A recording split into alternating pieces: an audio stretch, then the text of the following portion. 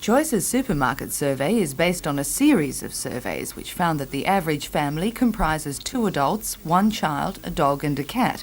Meat, fruit and vegetables are excluded in the survey, as many supermarkets don't sell them. In the comparisons, 2 different shopping basket totals are given. A cheapest available basket, which is what you would pay if you bought the cheapest version of each product, rather than looking for a specific brand, and the brand name basket, which contains the well-known brands in the most commonly sold sizes. But for the good news, Newcastle experienced a price increase of only 3.6% for the brand name basket, a significantly lower increase than other centres. But it was in the cheapest available basket that Newcastle streaked ahead. The survey showed that this basket was 1.9% cheaper than last year. But although near the top, Newcastle is still not the cheapest city. Of 18 centres surveyed, if you buy brand name goods, Toowoomba is on top at $50 a basket, with Newcastle second at $50.14. Bunbury is the most expensive at $56.45. If you buy the cheapest product, Toowoomba again comes in first, with the cheapest at $41.85, with Wollongong second at 5 cents more and Newcastle at $41.96. The most expensive there, Launceston, at $50.03 a basket. But Choice magazine does say that if you're making bets on next year's survey outcome, Newcastle is definitely promising.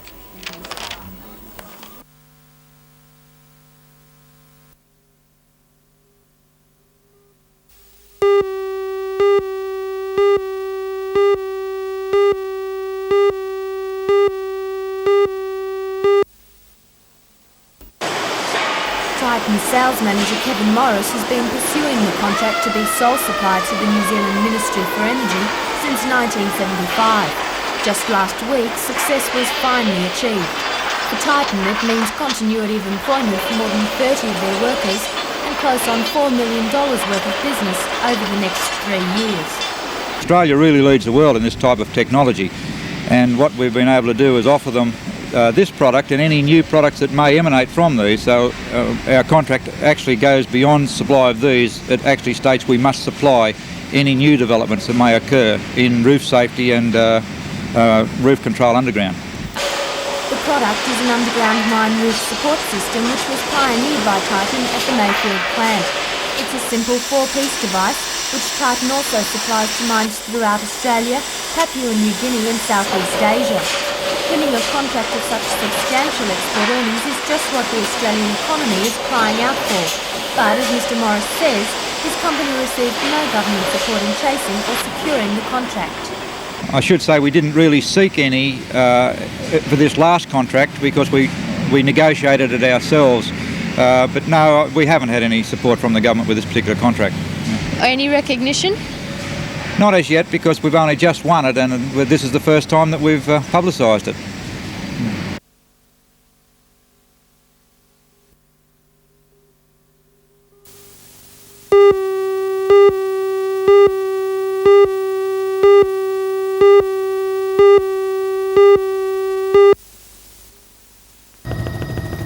Seal Rocks has become one of the most popular tourist spots in the Myall Lakes, and it's not hard to see why.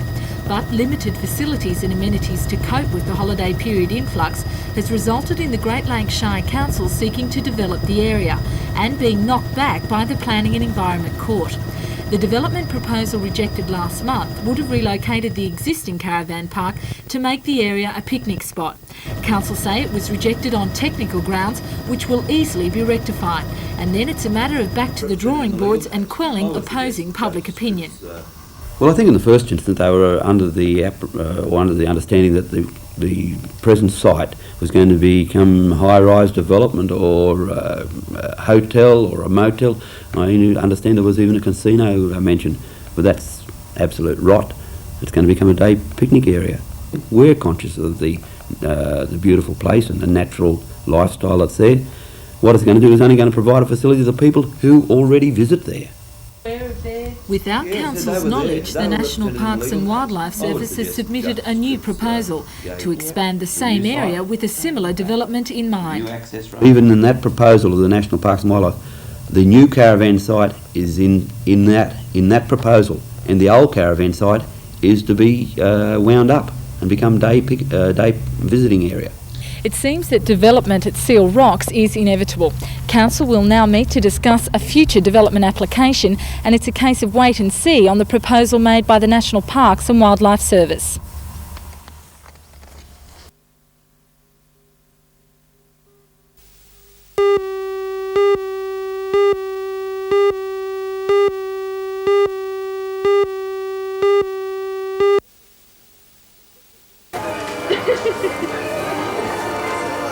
Coles Toronto store well and truly got into the swing of things today with their Black Friday promotion.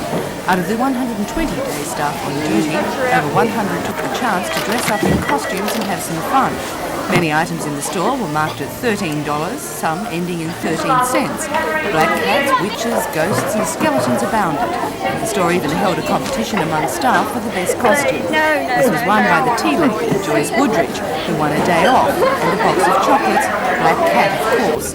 At the Wallsend branch of the Commonwealth Bank, customers were more than surprised when they strolled in to do their weekly banking to find the bank and its staff completely changed. Whether they were taken aback at being served by devils, goblins or mad monks, no one could tell. Cobwebs hung from walls and windows and again a host of black cats. And would anyone be put off at asking the bank manager, Dr. Blood, for a loan?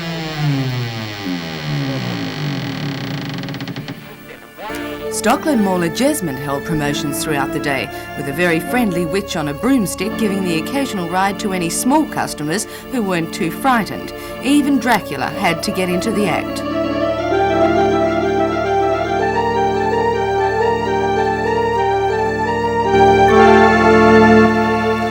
But Dracula and his cronies really didn't have a lot to do with Friday the 13th being elevated to the ominous heights that it has been. It took Christianity to do that. Of course, Friday itself was the day when Jesus Christ was crucified. And that was when, supposedly, the heights of evil were at their most, in heaven and in hell. As for the 13th, well, Judas was of course the 13th disciple at the Last Supper, just before he betrayed Jesus Christ. There were supposedly, and still are, 13 witches in a coven. And of course, 13 steps up to a gallows. So whether you're superstitious or not, and you believe in the powers of Good Friday, good or bad, well, we hope that you've had a good luck day. Don't we, Wendy?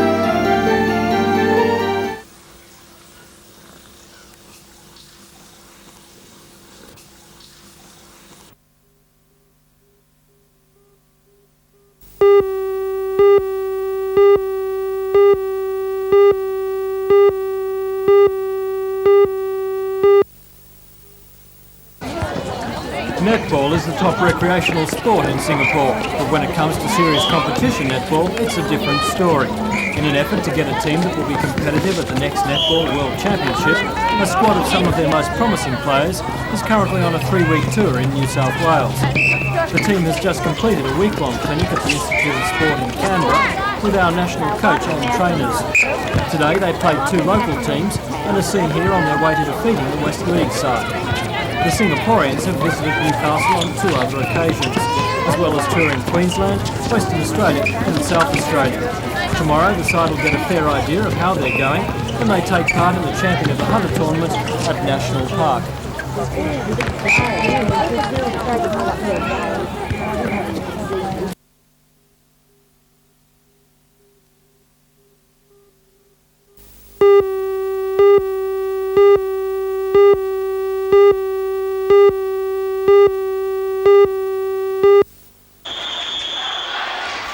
After last week's loss by 27 points to the Adelaide 36ers, the Falcons were hoping to make amends this week against Sydney. The Supersonics, though, were fiery and dominated right from the start.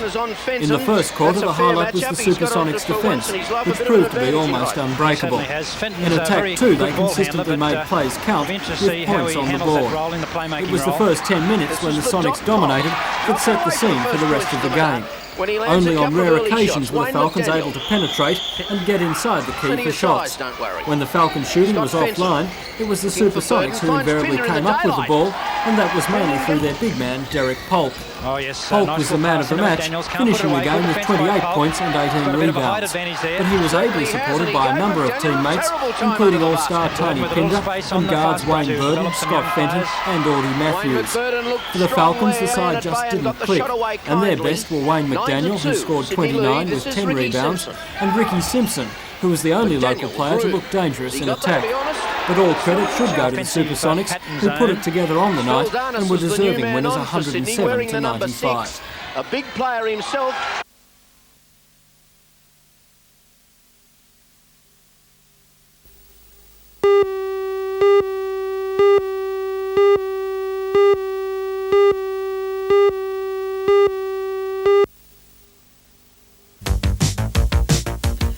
The sport of wave skiing or surf skiing is still relatively new in Australia, where it began to attract aquatic enthusiasts in the early 70s. It's been one of the fastest growing industries in the country, especially for Dart Australia, whose manufacturing company is set up at Lambton. Today, the first container of more than 80 specially designed wave skis left Newcastle bound for Sydney, where they'll soon be shipped off to Japan.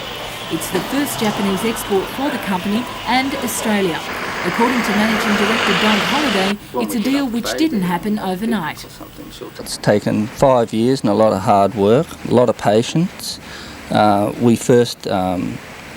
first samples arrived in Japan about 8 months ago, and they were subject to a lot of testing and quality control procedures, and we passed those, we feel, and the Japanese have been content to place their first order.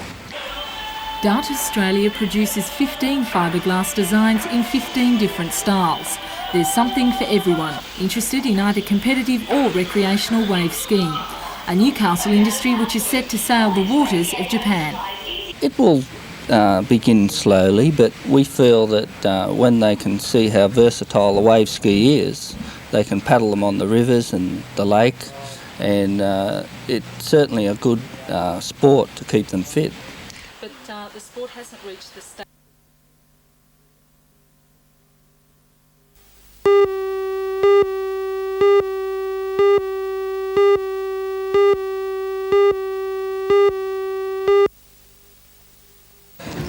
Up until now, ambulance officers have had to attend a 3-week refresher course that's held at Rozelle every 3 years. But the establishment of this new education centre at Morisset Hospital means that they'll only have to come here for 1 week every year. Join Ray Deneen and Anna Manzoni for all the news tonight at 6.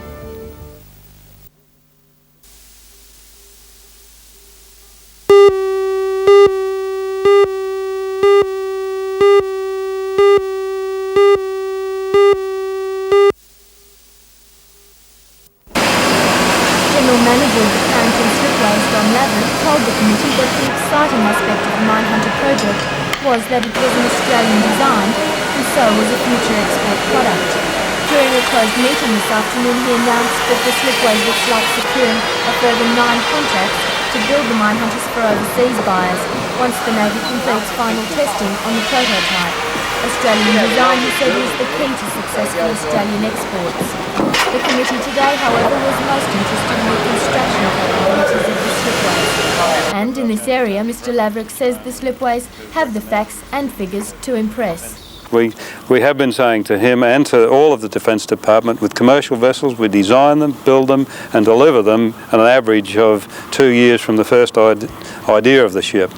The Defence Department seems to take 6 to 8 years, and that's far too long. They're out of date before the design gets off the drawing board.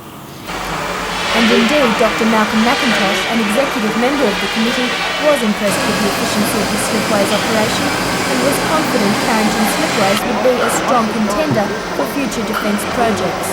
Well, apart from the Mindhunters themselves, which you've seen here today, there are a variety of shipbuilding projects coming up.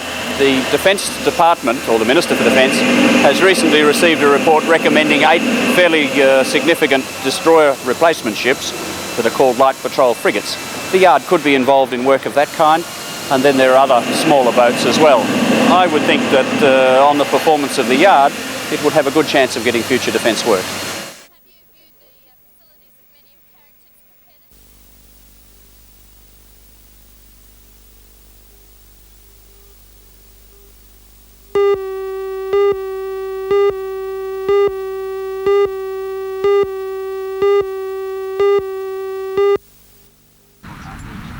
Despite the contract being announced, the residents are not conceding defeat.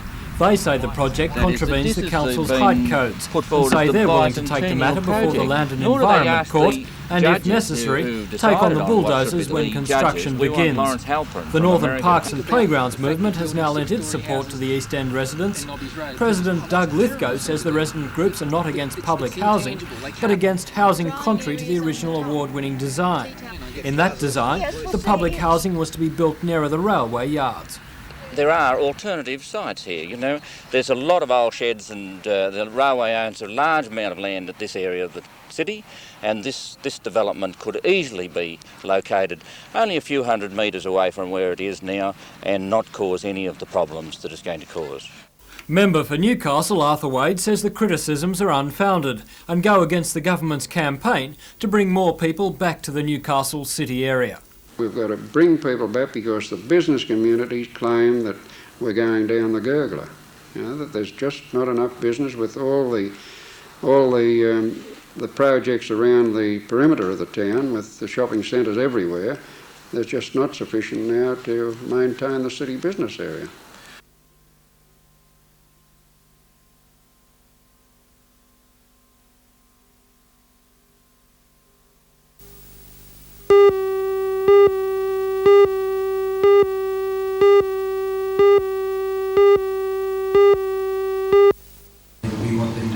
More than 200 representatives of the local small business sector attended the meeting at Hexham last night.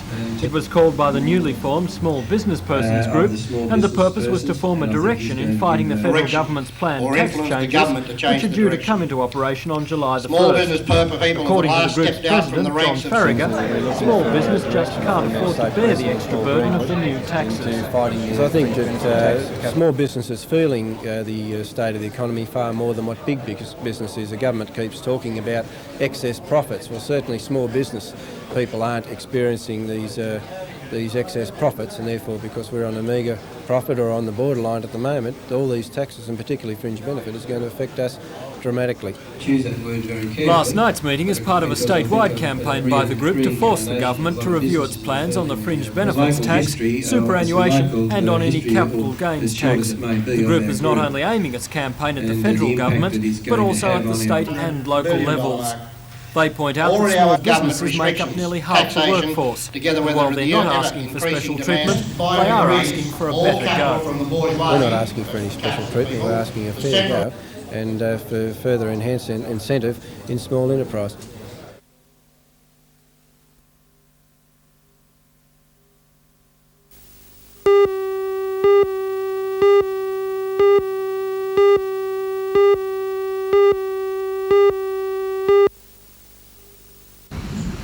Miracle Haven is a quiet success story. Located just outside Morisset near Dora Creek, this fully equipped farm boasts a piggery, a dairy, plant nursery and garage for repairing equipment. The rustic lifestyle it offers 66 men may seem idyllic, except every one of them is fighting his own private battle against alcohol and drug abuse. The Salvation Army helps in that fight by providing each man with a job on the farm, and combined with counselling, a transformation is often wrought during the 30 to 35 weeks which make up the program. There are no shortcuts, but according to 3 men who've undertaken the rehabilitation course, it literally offers a new lease on life. Alan is a reformed alcoholic nearing the end of the program. My life had just become unmanageable, and this is the only place that, since I've been here, I've found a lot of serenity and peace in my life. For Gary, aged 32, it was a chance to escape from a lifestyle he says was killing him. I came because I had nowhere else to go, you know. I'd reached the end of my tether on the streets. I couldn't survive there anymore. What was your problem? I was a heroin addict and an alcoholic as well. Do you have many black days during the program? Oh, yeah, everyone has them, but I'm aware of what causes them now, you know, so I can work on them and work myself out of them. I can talk to a counsellor or other guys here. What has Miracle Haven meant to you? It's given me a chance at life again, another chance. The counsellors say when the men first arrive at Miracle Haven, they feel anxious and afraid, and they should know, for many of the counsellors have been through the program themselves. I've been through what they've been through, you know, and I can relate to them, to their problems. I've been there, I've been in those situations, so I can understand a bit about how I got out of them, and so I can explain that and try to pass that on to them.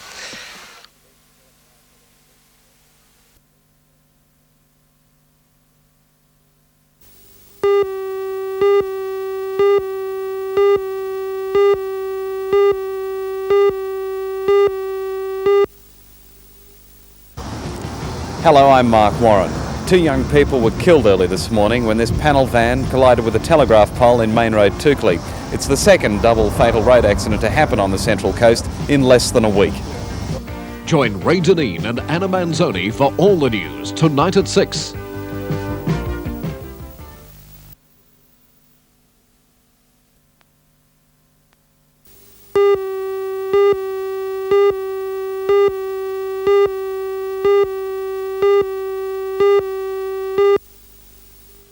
Concerned. We represent them. The organisation's State Director John Cunningham was in Newcastle today as part of a campaign to encourage the government to maintain capital works programs at their present level here. And is it? While he acknowledges that the government should exercise constraint, he believes that funds pooling should take place in areas other than construction. Each quarter the AFCC produces an industry outlook, and its projected capital works expenditure in this region over the next 4 years runs to more than $200 million. This could be seriously cut. Well, there's a lot of work proposed for the region. There's $118 million worth of roadworks to start with, $40 million worth of sewage works. They all could be well affected by any cutback in capital expenditure, and indeed the government has indicated that it will be cutting back in some of these areas. The building and construction industry has slowed down significantly since the boom around 1979, and Mr Cunningham says he can't see that trend changing in the near future. For this reason, he says any trimming by the government will seriously affect this have, let's say, on the workforce in Newcastle? Well, the workforce is one of the areas that will be particularly hit. The semi-skilled and unskilled areas is the most heavily unemployed area at the moment. This is the area which would be absorbed by any capital works projects in the region, and therefore it is most important the capital works be maintained and these people be absorbed back into the workforce. And of course it's also bad news for development of the local area. Yes, that's right. The infrastructure of the area is very important to the general economic development. If there's proper roads and proper facilities, then work will come to the region in a myriad of other ways.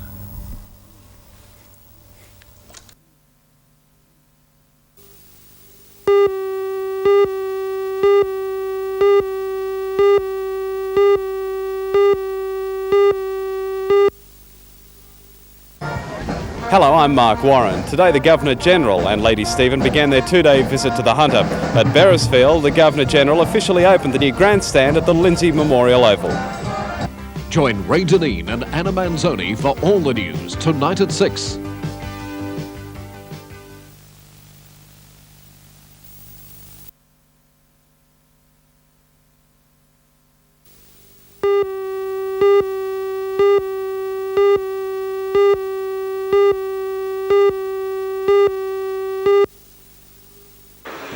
Hello, I'm Helen Hughes. The Minister for Education, Rod Cavalier, says 600 extra teachers will be trained in the state during the next 1.5 years to fill a current shortage.